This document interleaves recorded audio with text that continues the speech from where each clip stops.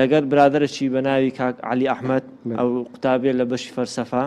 لە زانکۆی سەلاحەدین لە دوو ئەوە بن کە ئێمە پرۆژە نەبوو ئیمە داواکاری بوو لە ئەکادمیای کوردی کە شێوەزاری هەولێرێ بخرێتە ناو زمانی ستانداردی کوردی ئالۆ ئەوەی کە مەسەرەن هەولێر بەر لە زاین دروست بووە قەڵای هەولێر بەر لە زاین دروست بووە مێژوەکەی بە دەقیق نازانرێ بەزەوەندە دەزانی کە پێش زاینە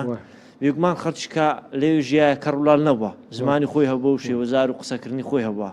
ئیدی ئەمەش داوامان لە ئەکادمیای کوردی کرد لەوێن دەرکا شێوەزاری هەولێرێ بخرێتە ناو زمانی ستانداردی کوردی تاوەکو بچێتە ناو کتێبی قوتابخانەکان سەر منداڵەکان کە دەستنا مەکتەب لەوێ بە شێوەزاری هەولێری شتێدابی ئیدی ئەکادمیای کوردی ئەو شتەی ڕەفز کردەوە ئەوەی زانی بوو کە ئەمە مەبەستمانەوەی زمانی کوردی لەتکەین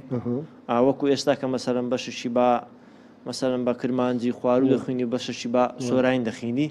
پێشتر وانە بووە مەسەرەن یەک لە ئەندامانی ئەکادمیای کوردی بەناوی پرۆفیسۆر ئازاد عوبێد بە منی گوت لە عەفتاکان لە دهۆچێ ئامادەیی هەبووە کە سۆرانیە زۆر باش زانیە لەوێ خوێندیتیان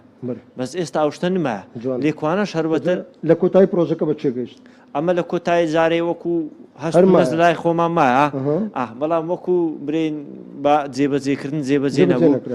سەردانی ئێرەشمان کرد هەموو خەون خولیاک بە هەوردان دەبتە ڕاستی ئینشاءڵڵا سپاس دەکەین ئینشاءڵڵا